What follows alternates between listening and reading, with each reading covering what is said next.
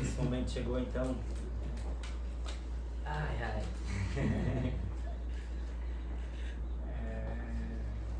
Primeiro, muito grato a todos vocês por estarem aqui. É um momento que é difícil encontrar palavras para poder explicar tudo o que foi, tudo o que era, mas a construção para chegar nesse livro. Então, de alguma maneira, a maior parte de vocês aqui faz parte dessa construção. Alguns a mais, outros a menos tempo. Mas muito grato pela presença de vocês. Acho que não à toa vocês estão aqui, cada um à sua maneira, né? Se estão aqui, é porque de alguma maneira era para estar aqui, né? Então era para estar ouvindo isso. Tantas pessoas que também queriam estar aqui, que não puderam estar, por vários motivos. Mas que bom que vocês estão aqui, muito grato por dividir esse momento comigo. Vai ser difícil não me emocionar para falar, porque não é necessariamente, ele escreveu um livro, que dá uma trabalheira danada, né? Quem já escreveu sabe. Mas eu sempre, desde pequeno, primeiro preciso agradecer aos meus pais, né? Meu pai e minha mãe, por terem sido o que são na minha vida, por terem me dado a educação que me deram, por terem me amparado e me dado principalmente confiança, confiado tanto em mim, para me deixar fazer as minhas gritarias. Isso sou eu em algum momento. Isso faz parte, tá no campo. Tá no teu campo. Tá no campo. Porra, mas o que ela fala bem quietinha. Faz o que tá tudo certo. Foi contratado para isso. Nesse momento. Ao meu irmão por ter aguentado todas as gritarias, por ter roubado toda a atenção dos pais quando eu cheguei. Né? Os mais novos tendem a fazer isso. Coitado quem nasceu, tem os mais velhos aí que desculpem os caçulas. Né? Mas enfim, primeiro agradecer principalmente a liberdade também que vocês me deram. Eles confiaram muito em mim. E isso só é possível porque eles confiaram muito em mim, me deram muita liberdade para poder cair, levantar e confiar de que em momentos onde muito cedo eu resolvi abrir uma empresa, de repente fechar uma empresa, com 23 anos eu abri uma pizzaria na Lagoa, com 25 eu falei, não quero mais. E estava dando super certo, e eles olharam para mim e falaram, segue seu coração, faz o que faz sentido para você. Se tu não tá feliz nisso, não adianta você continuar nisso. E hoje eu vejo, na época eu já sabia, mas hoje eu vejo o quanto eles foram incríveis por poder dar essa liberdade. Os pais querem ver o sucesso dos filhos, aí os filhos estão fazendo sucesso, fica aí, não mexe, né? Não, se tu não tá feliz, vai lá, segue. E então, sempre desde pequeno, acho que com 16 anos, eu estava numa casa que a minha mãe morava, já não morava mais em Brasília, eu morava na época em Santo André. Eu fiz uma meditação, eu estava num momento difícil da vida, na adolescência ali, crescendo, e estava com alguns questionamentos pessoais. E aí, como um bom pisciano, escrevi um livro de intuição, né? Mas naquele dia eu tinha 16 anos, eu deitei numa casa lá no Lago Oeste, perto da chácara Grande do Torto lá. E eu lembro que eu peguei uma medalhinha da Nossa Senhora e coloquei na testa. E ali eu entrei no primeiro estado meditativo que eu tive na vida. Eu entrei num estado muito profundo de meditação ali e eu não sabia o que era. Mas aquilo foi uma transmutação energética imensa. E eu falei, opa, tem coisa aqui. Não sabia o que era, mas segui. E aí com 17 anos eu resolvi entrar na minha jornada espiritual, na minha busca espiritual, né? E aí desde então eu comecei a buscar. Eu fui para várias religiões que eu não tinha ido. Quando eu era pequeno, sou mineiro, e aí a gente foi morar em Brasília. Eu morei em Brasília e acompanhei uma busca espiritual que a minha mãe teve. E aí eu fui batizado no budismo. A gente frequentou a igreja Hare Krishna, Seishonoye, Jorei nesse ano, um monte de coisa a gente foi. E dentro dessas eram visões que eu ia tendo, né? E aí com 17 eu falei, eu fui atrás de outras que eu não tinha ido e vi que na verdade todas elas eram caminhos que levavam para dentro. Porque eu não precisava necessariamente de nenhuma delas, porque em algum momento ia entrar um ser humano que ia dar uma cagada naquilo dali, entendeu?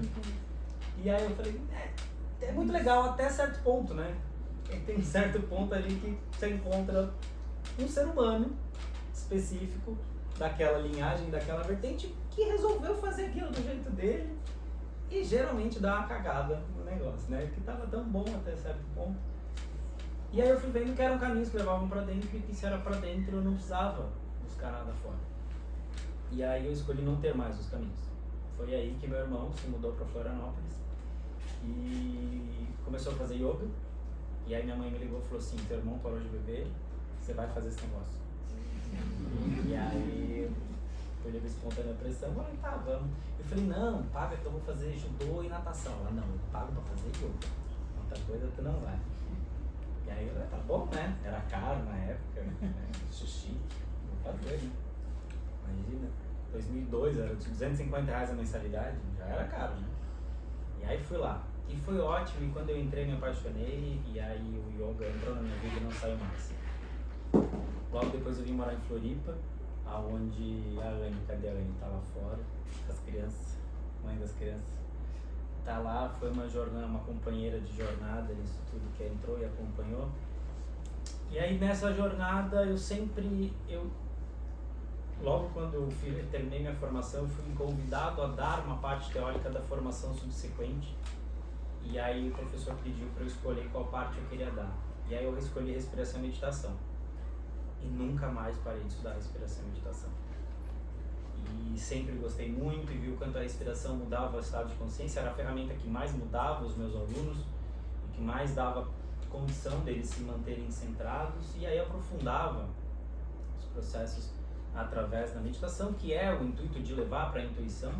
Né? O intuição ativa vem de intuição linear, que é um estado de consciência onde você, quando você está meditando, você está em estado de intuição linear, você entra em estado intuitivo, e aí quando você mantém essa intuição linear, é a meditação propriamente dita. Mas meditação é uma coisa muito ampla, né? A meditação hoje ela pode ser feita em cima de uma imagem, de um símbolo, de um som. Se você está fazendo uma meditação guiada, ela pode ser considerada uma meditação. Se você está contemplando o nascer do sol, é uma meditação. Se você está, às vezes, escaneando um Zohar, que é um livro em hebraico, você está meditando. Então, assim, a meditação é uma coisa muito ampla hoje em dia. Mas a meditação propriamente dita, através do que os yogis buscam, que os budistas os budistas buscam, é o estado de Buda, que é o estado de hiperconsciência, de mega lucidez. Ele está acima da razão, né? Então eu fui estudando ao longo, principalmente no yoga eu encontrei muito o Samkhya, que é uma filosofia naturalista, e o Tantra, que é uma filosofia matriarcal, e muito desse livro é sobre Samkhya e sobre Tantra. Fala muito sobre naturalismo, então essa foi a minha base, o Samkhya e o Tantra. Essa foi a minha base, né? O naturalismo e o matriarcalismo. E hoje em dia, dentro do yoga, se fala muito sobre Vedanta. Tudo que a gente vê sobre Vedanta, que é espiritualista. E o Samkhya é o oposto ao Vedanta. E aí eu fui procurando, estudando sobre Samkhya e tem muito pouca coisa. Mas aquilo explicava muito. E eu sabia que aquilo dali era o meu caminho. E eu ficava buscando, e encontrava mais em historiadores do que sobre... Encontrava mais sobre o Samkhya em historiadores do que professores. E aí, dentro da minha jornada de tantas viagens e mudanças e experiências, eu morei em 41 casas, em 40 anos, em 7 estados e 3 países. Então eu mudei a vida inteira. A vida inteira foi mudança. A vida inteira foi aqui e lá, e eu tô aqui, daqui a pouco eu tô lá, e nunca nenhum de vocês sabe onde eu vou estar amanhã. Porque nem eu sei, né? E muitos de vocês que me acompanham há mais tempo já resolveram. Onde é que você tá hoje? Né? Porque eu nunca sei necessariamente onde eu vou estar. Eu estava indo embora daqui a pouco, falei, nossa, agora eu só volto a Floripa pro segundo semestre, olha lá. Já me chamaram para o negócio final de março e de abril. Não vai nem dar tempo. Né? Então eu já vou ter que voltar. Então, mas dentro dessas mudanças, eu fui conhecendo muita gente e me reconstruindo muitas vezes e sempre levando o yoga como base das minhas escolhas de vida. E sempre fui levando e falando, não quero mais necessariamente trabalhar ou viver com isso, ou trabalhar com isso, mas eu quero viver isso. Então eu ia vivendo a prática no dia a dia. E aí eu fui vendo o quanto isso ia se moldando, ia me adaptando, ia me ajudando a perceber coisas na minha vida que depois eu ia atender outra pessoa e falava, nossa, eu já passei por isso e eu fiz isso naquela época, experimenta. Ih, deu certo, olha só. E aí eu fui praticando em mim e vendo na prática com os alunos que funcionava, que estava dando certo. Então eu falei, cara, que legal, o yoga funciona mesmo. É legal você ver de fato que aquilo que você estuda tem um efeito, né? Fala, cara, que massa. E aí ver transformações incríveis que vários puderam vivenciar. Era muito legal. E aí, nas minhas idas e vindas, altos e baixos também, eu sempre estava ouvindo minha intuição. Eu sempre ficava onde fazia sentido. Se não fazia mais sentido estar ali, não dava. Por exemplo, eu fui morar no Rio de Janeiro, abri uma produtora cultural lá, inclusive muito grato, Priscila, por estar nessa jornada comigo também há tanto tempo. A Pri, a gente se conheceu no Rio, professora de Pilates, e a gente se juntou para dar aula de yoga e Pilates juntos, e aí depois viramos sócios, ela virou sócia na produtora, e trabalhamos loucamente, quer dizer, ela não trabalhou na produção, né? Mas no Pilates, e é uma excelente professora de Pilates, então quem quiser, por favor, é a melhor de fato, assim, ó. E olha que eu já fiz muitas aulas, mas a Pri me ajudou muito na época, me deu muito suporte ali pra gente viver e construir tudo aquilo, então muito grato também por dividir tudo isso que tá aqui hoje. E aí ali eu trabalhava um monte, eu comecei a estudar Kabbalah, e aí quando eu comecei a estudar Kabbalah, o Sankhya fez todo o sentido. Aquele naturalismo que eu buscava em todas as filosofias e vertentes espirituais e religiosas fez todo o sentido dentro da Kabbalah, que é extremamente naturalista, que é extremamente prática, e ele tem várias vertentes também, que é tanto conhecimento, é tanta coisa que dá para você botar 1000 firulas e devanear aquilo dali por gerações. Mas se você vai no cerne da coisa, é muito prático, é muito objetivo.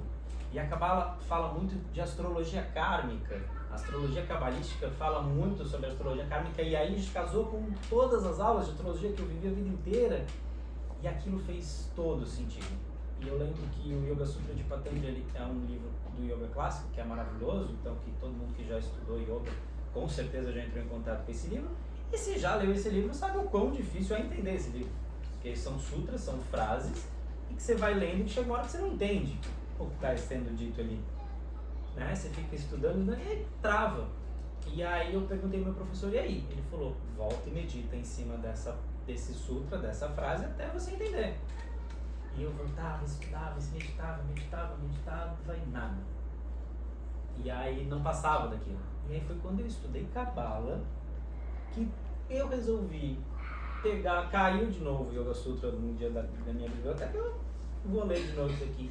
E aí eu entendi o Yoga Sutra de Patanjali, quando a Kabbalah entrou para dar. E aí eu comecei a perceber que não tinha como separar uma coisa da outra, e que quanto mais eu estudava, mais era toda a versão de todas as mesmas coisas. Aí eu ia estudar, mãe, a Kabbalah é uma coisa incrível. Ela falou, Renan, mas isso é Thai puro. E a gente olhava e falava, caramba, é mesmo, né? E aí eu olhava e falava, gente, mas isso é yoga. Mas isso daqui também é um judaísmo, mas isso daqui também é um cristianismo. E aí eu pegava o Evangelho segundo o Espiritismo e falava, caraca, mas é Sankhya, isso aqui é Kabbalah. Mas isso daqui também está no Velho Testamento, então também eu já ouvi isso aqui no pastor de uma igreja evangélica. E tudo começou a fazer um sentido. E eu acho que de todas essas viagens, de todas essas mudanças, de todos esses anos, são 23 anos dando aula, quando eu li o primeiro livro lá de Sankhya, eu escrevi lá, isso vai para o meu livro. Então lá atrás, com 17 anos, eu sabia que eu já ia escrever esse livro. Então a importância disso para mim hoje é que é a conclusão de uma busca de uma vida inteira, sabe? E não foi uma vida qualquer, foi uma vida muito louca, muito bem aproveitada. Se tem alguém que sabe viver, que gosta de viver, sou eu. E eu falo isso com muita tranquilidade e humildade, porque eu gosto mesmo, entende? Eu vou atrás daquilo que eu quero, e eu só vou atrás daquilo que faz sentido para mim. E se não faz sentido, sinto muito, como eu já pedi desculpa para todos vocês, porque eu falei, tchau, não vai dar. Não dá, porque tem hora que, às vezes, sabe, eu falo, não caibo mais aqui nesse lugar, porque a minha intuição falando, vai. E eu sempre ouvi, e deixei muita gente triste no caminho por causa disso. Então eu sinto muito, já pedi desculpa nos últimos anos também, me redimir. Na hora que eu fui me dando conta de tudo isso. Mas foi dentro desse processo que eu fui percebendo e entendendo que é isso, não existe separação, e que todas as filosofias, todas as linhagens falam todas a mesma coisa, e que na verdade é isso, a gente não consegue às vezes acessar uma delas porque a gente tem preconceito, e todos nós somos preconceituosos com alguma coisa, em maior ou menor grau, todos nós temos isso dentro de nós. Então eu fui convidado para virar instrutor de Cabala. Em 15 dias eu fechei tudo que eu tinha no Rio de Janeiro. Eu dava aula na Unimed, dava aula na Microsoft, dava aula no estúdio da Pri, tinha uma produtora cultural, só atendia o Itaú, no Rio de Janeiro, tinha uma vida super gostosa e me chamaram, quer virar instrutor de cavalo? Em 15 dias eu fechei tudo e já estava morando em São Paulo, porque aquilo fazia sentido para mim. Agora, como é que você vai explicar para uma pessoa racional, que nem algumas pessoas que eu conheço? Imagina, não fala nunca. Não. E aí, imagina um pai e uma mãe vendo um filho fazer uma coisa dessa. Quem me conhece agora vai passar a me admirar mais. E o melhor de tudo é que eles falavam, vai, se faz sentido pra você, vai. E isso é a maior riqueza que eu tenho na minha vida. Por isso que eu não tenho como nunca deixar de agradecer vocês em primeiro, em segundo, em terceiro e em último lugar. Porque eles deixavam, eles me davam motivação. Se é isso que faz sentido, vai. E isso é uma grande riqueza. Né? Então, se puder, façam isso com seus filhos. Né? De alguma maneira. Né? E aí eu fui, e foi incrível. E nada é melhor do que muitas vezes a gente quebrar a cara. Né? Não que eu tenha quebrado a cara, foi a melhor coisa que eu vivi na vida, porque aí foi um período onde, recentemente só eu entendi isso, que eu fiquei 2 anos e meio em restrição sexual, em 2 anos vegano, praticando yoga e cabala das 6 da manhã às 11 da noite de segunda a sábado. A meta era a iluminação, né? A gente tá aqui para desenvolver, então bora. Se eu vim aqui para isso, vamos trabalhar nisso. Só que, imagina, era muita energia concentrada. Era muita energia. E eu totalmente focado naquilo. Eu cuidava de 150 alunos no Brasil inteiro. Aí veio o Tarcísio, que virou aluno online de São Paulo. E era daqui, e aí eu comecei a dividir. E também, quando eu voltei a morar em Floripa, a gente ficou muito amigo, irmão. E é um anjo da guarda que sempre aparece nos momentos mais incríveis, como um suporte, uma segurança. Também muito grato, muito disso também é teu, porque naquele momento em que eu tava ali no Cabala Center e eu dei uma pifada, tive um burnout real mesmo, assim, tipo, eu tava trabalhando muito e entrou Pessa, que é a lua nova, a lua cheia de Áries, onde pra gente fazer aquilo a gente faz uma limpeza. E aí eu quis juntar com essa limpeza de Pêssaro, que a gente tira cantinho da gaveta, do miolo, a gente raspa tudo para não deixar nenhuma migalha do nosso ego. A gente faz uma busca, a lua cheia de Áries é o momento onde o ego está mais inflado, como se o Áries é o primeiro signo, é o eu primeiro, e aí a lua cheia é o momento máximo do ego. E coincidentemente ou não, há 3.000 anos atrás foi quando os israelitas saíram do Egito, e a ideia é a saída da escravidão que nos prende, a escravidão do nosso ego, quanto estamos presos no nosso ego, né? Então a gente poder sair disso.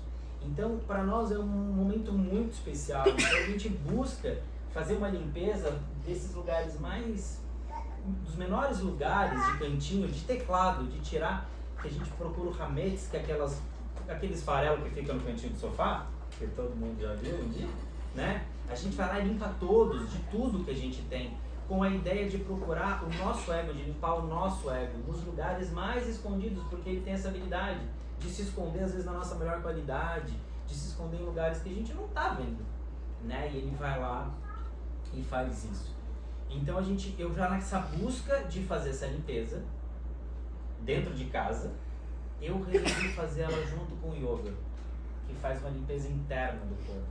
Aonde eu já vegano, comecei a fazer um Bhuta Shuddhi, que é um período de purificação intensa, e dentro disso resolvi fazer Shanka Prakshalana, uma série de crias e limpezas internas, aonde você toma muita água e evacua tudo, toma um copo d'água e vai sair o copo d'água. E é um processo incrível, alguns daqui já tiveram a experiência de fazer isso. E aquilo te deixa super sensível. Então imagina 2 anos trabalhando a energia sexual sozinho, comigo, trabalhando dentro disso. Era uma usina hidrelétrica absurda e de repente, foi nesse período, logo depois da lua cheia de Pêssar, eu tinha uma mesa lá que eu tinha que cuidar de 10 alunos, chegou no dia, tinha 30 alunos que vieram do Brasil inteiro, eu tive que me desdobrar em 3 meses. Como eu tinha trabalhado com produção, eu tive que cuidar do evento. Foi uma balada, assim. Não teve muitos motivos para levar nesse estresse, não foi o Kabbalah Center, não foi trabalhar lá, foi a construção de tudo aquilo que eu estava vivendo. E aí foi muito difícil, porque naquele momento deu aquela pifada, né? E nessa pifada eu precisei me recolher. No que eu me recolhi, eu vim pra cá. Cadê a Tita? Foi embora. E aí, senhora, sua mãe e tantas outras terapeutas naquela época me ajudaram muito. E a Tita fez frequência de brilho em mim e ela tirava umas coisas da minha cabeça, que eu não sei o que ela fez. E eu não entendo direito de frequência de brilho. E ela fez os negócios na minha cabeça lá, que foi um negócio que eu sentia uma liberação energética muito grande. E a Tita me ajudou muito. E aí eu fui pra... Minha mãe ia ter um grupo de pathwork em Tubarão. E ela falou, vamos lá, que aí enquanto eu for, você dá uma volta de carro, você vai pra Laguna. E eu fui pro Camacho. E aí enquanto ela tava à tarde trabalhando no Camacho, eu tava na praia, ela trabalhando no Tubarão, eu fui pra praia do Camacho. Que quem não conhece é o início de umas dunas eternas que acaba lá no Uruguai. É uma praia praticamente que não é uma reta só que começa ali e acaba no Uruguai. É em Santa Teresa. E aí onde coincidentemente eu estive agora em janeiro, né, aquela reta toda.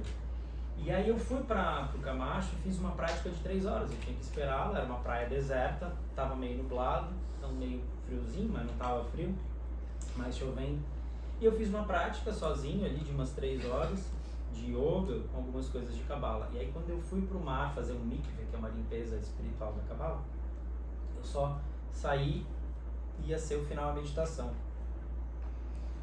Quando eu saí, tinha as nuvens, estavam nubladas, né? E aí tinha as montanhas e de repente o sol saiu, apareceu entre as nuvens e a montanha. E foi um instante rápido, porque apareceu o sol e depois ele já começou a sair debaixo da montanha. E na hora em que eu estava saindo do mar, eu estava pelado e era um lugar bem deserto, então estava tranquilo. Mas lá longe eu vi que começou a vir um carro. E aí quando eu saí e que esse sol apareceu, eu automaticamente entrei nesse sol. E eu estava totalmente preparado para aquela meditação que eu ia fazer naquele momento. E aí eu entrei naquele sol, e aquele sol a gente virou uma coisa só, e de repente eu fiz um download de 10 anos da minha vida. Naquele momento, em um instante de segundo, eu vi 10 anos da minha vida. Simplesmente a intuição ativa apareceu para mim. Eu vi tudo que eu tinha que fazer em 10 anos. Quando eu cheguei, eu fui buscar a minha mãe, ela falou, o que aconteceu? Eu falei, nada, alguma coisa aconteceu. Eu vim pra casa, anotei tudo no papel, tenho esse papel até hoje. Eu fiz um mapa disso e falei, é isso, eu vou me construir um profissional que hoje não existe. E que até hoje eu acho que não existe. E assim eu comecei uma nova jornada. Eu estudei educação física na UFSC, me formei, fiz pós em nutrição para poder cuidar do físico dos alunos. Fiz especializações também em exercício funcional, 2 especializações, uma delas, alguns de vocês daqui também, Mariá, começou naquela época. Dali entraram as constelações também, como uma grande e maravilhosa mãe. Essa noite eu estava pensando, eu já não sou uma pessoa fácil, para ser minha mãe, eu não podia ser qualquer uma, né? E aí graças a Deus que eu escolhi bem antes de vir.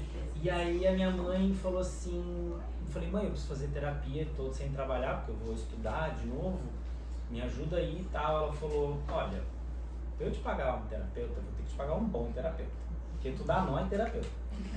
Então não pode ser qualquer um, vai ter que ser um bom terapeuta. Para ser um bom terapeuta eu vou gastar uma grana. Então eu fazia o seguinte, vai começar uma formação de constelação familiar em Porto Alegre. Você gosta de viajar, eu consigo um desconto lá porque eu vou dar aula nesse curso. E assim você vai, eu pago a passagem, o curso, você se vira com o resto. Eu falei, fechou. Então aí ela falou, no final dos contos você vai estar fazendo terapia e no final, se nada der certo, você vira constelador. E aí assim foi. Começou a minha primeira formação de constelação familiar em Porto Alegre. E aí foram 2 anos. Eu voltei pra cá, fiz mais 1 ano com a Cláudia Boatti. E depois lá com a Luísa. E aí depois mais 3 anos com a minha mãe. Na primeira formação da Cabeça do Dragão, o método que ela desenvolveu de constelação com astrologia. Tive o privilégio também de fazer parte dessa primeira formação. Foram 3 anos de constelação com astrologia. Foram 6 anos também ali de trabalho, de constelação, de busca, de estudo, de muito trabalho pessoal. Né? A Cabeça do Dragão ali, aquele processo, foi um processo de autoconhecimento absurdo. Que ela falava, é um trabalho tão profundo que eu não posso simplesmente formar vocês. Vocês precisam se trabalhar para dar conta do que vocês vão viver lá fora. Então era um trabalho de autoconhecimento muito grande. E aí, obviamente, que uma pessoa com uma coisa dessa não ia ia dar uma aula qualquer, né? Aí eu resolvi montar a escola de intuição ativa. Fiz pós também em psicologia para poder juntar a psicologia e a constelação com a parte emocional. Porque que acontecia? Eu ia nos grupos terapêuticos e aí eu tinha várias amigas, como as pessoas mais jovens há mais tempo que estão aqui. E aí tinha vários amigos, aí eu via várias pessoas que eu falava, gente, mas sabia que não é só fazer constelação? Sabia que não é só terapia? Que a vida não é só resolver problema emocional? A gente precisa resolver as questões físicas também. Aí ia lá pra galera do físico e aí, gente, então, sabia que não é só físico? Sabia que não dá pra ficar só, né? Não dá pra ficar só nisso. Aí tava lá com a galera da Cabala, todo mundo muito mental, estudava muito e todo mundo muito erudito. Tá, galera, e aí? Mas estão tudo ficando obeso, estão tudo rico e inteligente, mas aí? Ninguém fala com a família, ninguém treina, ninguém nada. Então, aí eu comecei a ver que assim como eu sentia falta que em determinadas religiões faltava alguma coisa, em todos os grupos que eu ia faltavam determinadas coisas. Que não era só aquilo, eu ficava incomodado com aquilo dali. Eu falava, poxa vida, não é só isso.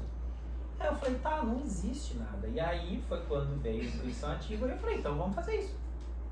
Então eu construí essas formações em estrutura física para poder olhar o físico, estrutura emocional para poder cuidar do emocional e do mental para poder cuidar do mental, com o objetivo de equilibrar e eu não harmonizar, porque equilíbrio é uma coisa muito rápida, a gente pode equilibrar, mas daqui a pouco você desequilibra. Então a gente harmonizar o corpo físico, emocional e mental, em que eles não precisam estar 100% resolvidos, que eles nunca vão estar 100% resolvidos. Se você cuidar demais do físico, o emocional fica capenga, ou o mental, e vice-versa. Se você estudar demais, e tem hora que a gente tem que fazer isso, você esquece de treinar, mas a mente está pedindo. Aí se você vai fazer muita terapia, você esquece de correr, você esquece de comer bem.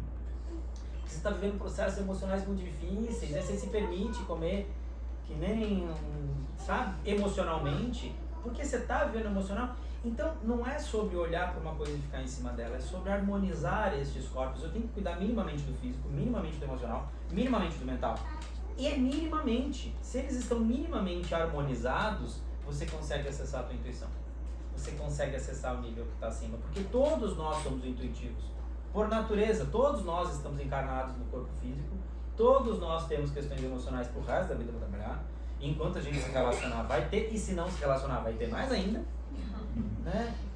Todos nós vamos ter que estudar, vamos ter que ler, vamos ter que aprender alguma coisa, né? Porque cada vez mais a gente está aprendendo menos, cada vez mais as informações são menores, cada vez mais tudo mais raso, e isso vai deixando a gente cada vez mais fácil de ser doutrinados, induzidos a viver o que a banda está tocando, né? E a gente vai tendo cada vez mais dificuldade de definir as nossas próprias escolhas, quais são nossas ou quais são condicionadas pelo sistema que a gente está inserido.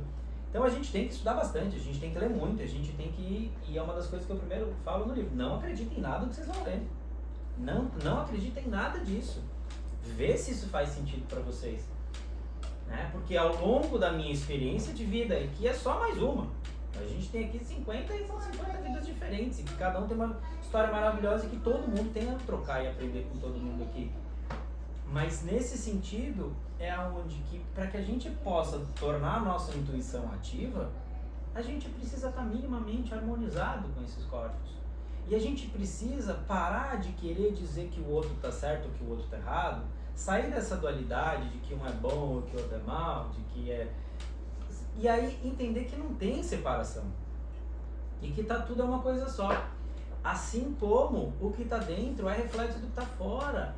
Então, se você está vivendo qualquer coisa que você está vendo na tua vida, tu é o único responsável por isso, porque quem construiu essa realidade foi você mesmo. Então, volta para dentro e vê o que você precisa ajustar lá dentro para reverberar e refletir diferente aqui fora. E isso é o trabalho mais difícil que a gente vai fazer na vida. Porque quantos de vocês conseguem sentar e ficar 30 minutos sentado com a perninha cruzada, de olho fechado, sem se mexer? Todos aqui já passaram por essa experiência. E se não passaram, eu vou passar. E vou ver que não é nada fácil. Né? Então assim, o povo lá faz hoje yoga para botar o pé na cabeça. Quanto tempo você consegue ficar sentadinho, perna cruzada? Eu quero saber isso. A gente faz asanas maravilhosas e posições incríveis. O único objetivo, senta e fica sentado. E fica quieto. Quanto tempo você consegue ficar quieto dentro de você?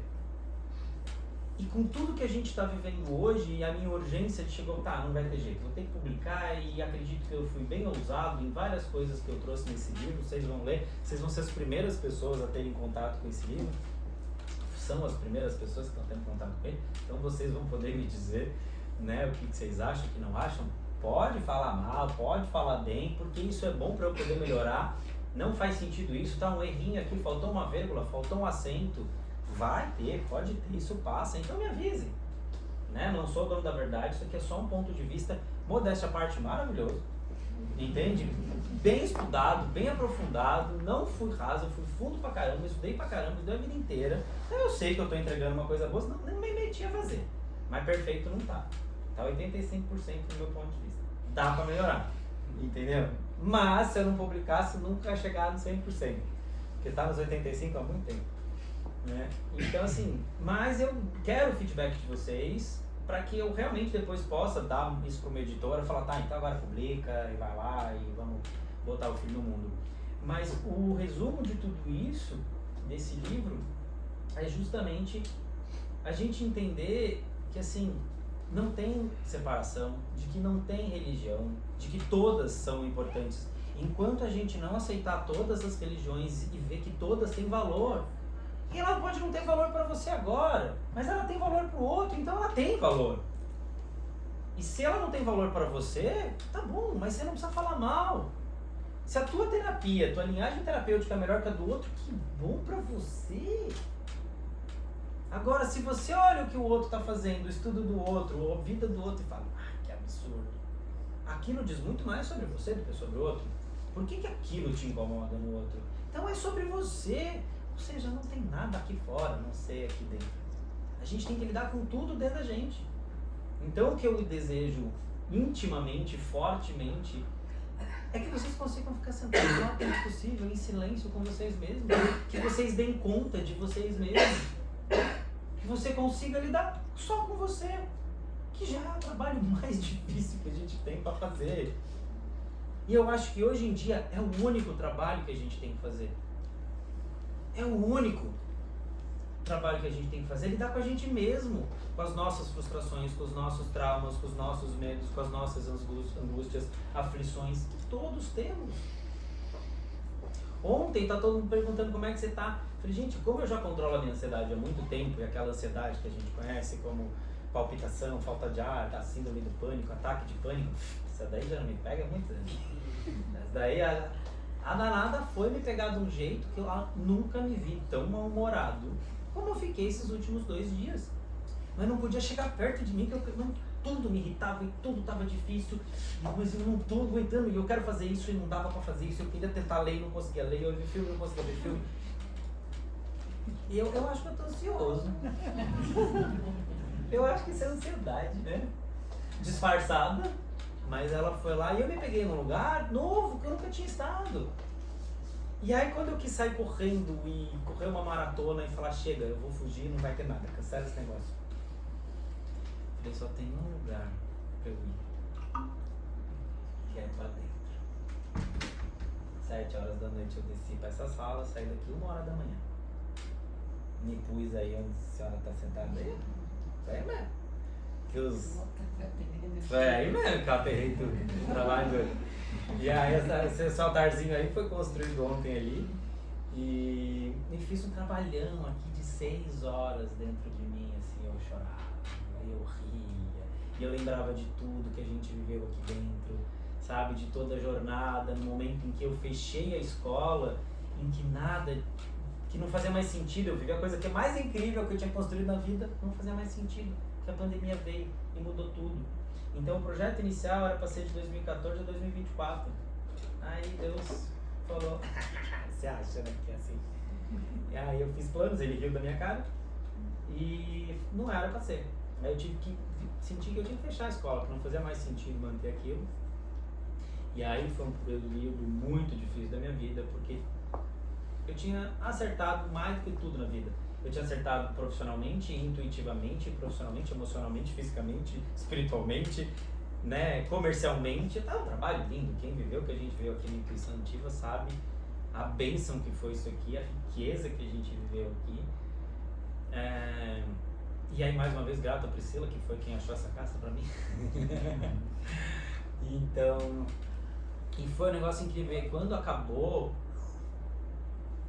vazio existencial profundo. Depressão, medos, angústias. Liga pro psiquiatra, ver o que faz. Aí caí em lugares que eu nunca imaginei que eu fosse cair. E falei, cara, que bom que eu tô aqui, que bom que eu posso ver que eu sou vulnerável, que eu sou fraco, que eu posso pedir ajuda, né? E aí nesse momento foi muito difícil, porque tava todo mundo vivendo uma pandemia, e tava todo mundo tendo que segurar seus B.O., né? E aí a Anne Caroline veio e me ajudou, muito grato por isso. Ela foi uma mãozinha ali que quando eu achei que nada fazia mais sentido, ela estendeu a mão pra mim, e foi incrível esse momento. E aí dali outras coisas aconteceram, fui para um Vipassana, numa meditação de 10 dias. E aí o que aconteceu? Curei todos os meus problemas. 10 dias em silêncio, olhando para dentro, sem poder falar com ninguém. Resolve, gente. É remédio. É remédio. Entendi tudo que eu precisava. Aí voltei, falei, vamos trabalhar, mas chega de trabalhar com classe A. Gente chata. Vamos trabalhar com a comunidade, vamos trabalhar com quem precisa, vamos pro povo. E aí liguei na prefeitura para um amigo meu que trabalhava lá, falei, arruma um trabalho para mim. Ele conseguiu um trabalho para mim no bairro Educador. E aí eu estou muito feliz que vocês estão aqui também para honrar essa história toda, que foi uma das coisas mais lindas que eu fiz na vida, foi estar ali, né? Eu ouvi minha mãe falando o quanto aquilo me fez bem. E eu ia e voltava daquele lugar com felicidade, assim, aquilo me curou num nível, né? E teu abraço me curou inúmeras vezes. Todas as vezes que eu chegava lá quebrado, sabe? Tua risada, tua presença, né? Era muito, muito especial estar ali. E ali eu fui ganhando forças e falei, tá, vamos escrever esse livro. Aí eu larguei tudo de novo e falei, vamos viver na Itália agora. Já que o mundo tá acabando, já que não tem mais o que fazer, tá todo mundo surtando, tá todo mundo na merda. Eu vou ficar aqui fazendo o quê? Tô na merda também, vou me curar. Vai ser cuidando dos outros? Não vai, vou cuidar de mim. Tchau, vendi tudo que eu tinha, fui pra Itália escrever esse livro. Que chique. Aí fui lá, escrevi, foi maravilhoso. Mas vi que não dá pra viver na Itália, né, em euro. É em euro que gasta. E aí eu falei, tem que voltar. Aí voltei, e aí, enfim, voltei pro corporativo, eu sempre trabalhei, voltei pra Unimed no Rio de Janeiro, e aí fiquei trabalhando com eles 1 ano, mas gente, não serve pra ser CLT, não adianta, não é pra mim, tentei, né, vocês viram, e não deu. Aí foi quando eu falei, tá, é o último ano agora, eu preciso terminar esse livro, vamos fazer as revisões, e voltar, e chegamos nesse momento. Então, assim, não é um livro que eu fui ali e escrevi, é uma jornada imensa de muita coisa, de muita experiência, de muita vida, de muitas idas e vindas, de muitos altos e baixos, de muito dentro e fora, e eu sou muito bom para ir para dentro, e eu sou muito bom para ir para fora, entende? Me chama para um rolê, eu entrego tudo, entende? Me chama para ir para dentro, eu entrego tudo, eu vou fundo, Entende? Então, assim, eu sou uma pessoa que gosto de viver, como eu já falei, né? E vivo com muita presença onde quer que eu vou. É o que eu falo, eu vou, eu tô. Onde eu vou, eu tô. Né? E se eu tô lá, eu vou fazer o melhor que eu posso aonde eu tô. E aí, dentro desses últimos 3 anos, eu fui percebendo isso. Eu não tinha mais necessariamente um lugar, que eu não tinha necessariamente uma cidade ou determinado grupo, e que não necessariamente eu me sentia não pertencente aos lugares que eu não estava mais. Gente, Floripa é minha casa, mas São Paulo também é, o Rio também é. Me sinto em casa quando eu vou pra Chapada. Então, e eu não sinto que eu tenho necessariamente que estar lá e construir uma raiz. E eu sei que desse lugar eu fui entrando num estado de presença e de tranquilidade, de entender que eu não tinha mais nada. De que eu bastava estar onde eu estava. E aí, se eu tô aqui, eu tenho que estar aqui. Só isso. Vai fazer. Né? Só isso. Onde a gente vai, a gente tem que estar. E sustentar esse lugar. Estamos aqui, vamos ficar aqui. Até o momento que chegar uma hora, não faz mais sentido estar aqui, então pronto, onde eu vou? E aí pega e vai. E foi esse movimento que eu fui percebendo que a vida inteira eu ouvia. Que era a minha intuição falando. Vai, fica. E eu só consigo ouvi-la em estado de presença. Eu só consigo mantê-la ativa quando o meu corpo físico, emocional e mental estão estáveis. Então, fisicamente eu tô gordinho, mas fisicamente eu tô treinando. E tô ótimo, porque eu não vou ter a barriga tanquinha que o Jonas do BBB tem, porque dá um trabalho danado. Então eu fico feliz com as minhas gordurinhas e fico feliz treinando. Eu fico feliz com os surtos que eu dei com a minha família e com os meus amigos, mas eu tô na terapia, então tá bom. Então eu tô estudando, mas tô com um monte de coisa atrasada da pós-graduação. Por quê? Porque eu também sou um péssimo aluno e também sou preguiçoso, mas não parei de estudar. Então, tudo isso vai estar acontecendo. Então faz muito tempo que eu não vou na igreja, que eu não vou deitar pro santo, que eu não vou levantar a Torá, que eu não vou ouvir o sermão do pastor, que eu não vou tomar um passe em centro espírita. Mas ao mesmo tempo, quando eu sento aqui, cruzo as minhas perninhas e entro em conexão com Deus que está dentro de mim, todos eles vêm aqui. Todas essas âncoras de todos os lugares que eu frequentei na minha vida, de todos os templos religiosos, todos se fazem presente. E está tudo aqui. Todo esse lugar foi ancorado inúmeras vezes por isso. E isso é uma coisa que eu vi que assim, tá, eu fui fazendo, mas assim, você também tem que fazer. Você também tem que cuidar do teu físico, você também tem que cuidar do teu emocional, você também tem que cuidar do teu mental. Então esse livro é um convite para que vocês mergulhem dentro de vocês mesmos. É um mapa dessa experiência toda, né, em que vocês, grande parte de vocês que foram os meus alunos, que são meus alunos, me ensinaram, me mostraram, porque eu fui vendo isso dentro de mim, aplicando, vivenciando, com todo amor e carinho. Desculpem, eu testei em vocês foram cobaias. Mas tive bons resultados, alguns nem tão bons, senão, né? Mas, né, já pedi desculpa pelos erros que tive, que cometi. Porque sim, errei, tava testando, mas não era um teste. Eu tava ali, vamos ver se funciona isso aqui. E funcionou, foi maravilhoso, né? Então, é isso. Esse momento chegou. E é isso, vamos brindá-lo, aproveitá-lo, desfrutá-lo e que ele tenha uma vida longa, né?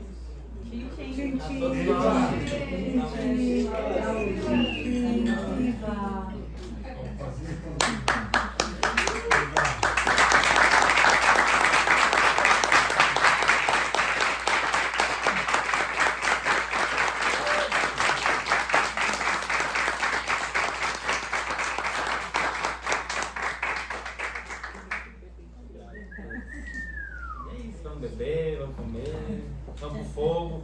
Ah, e uma coisa, aliás, tem que ver se o fogo tá aceso ainda, né?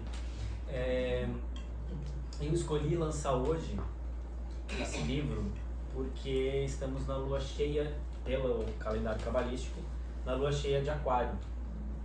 E a lua cheia de Aquário é considerado o ano novo do reino vegetal. E por que isso é importante? para mim e por que isso é importante para nós.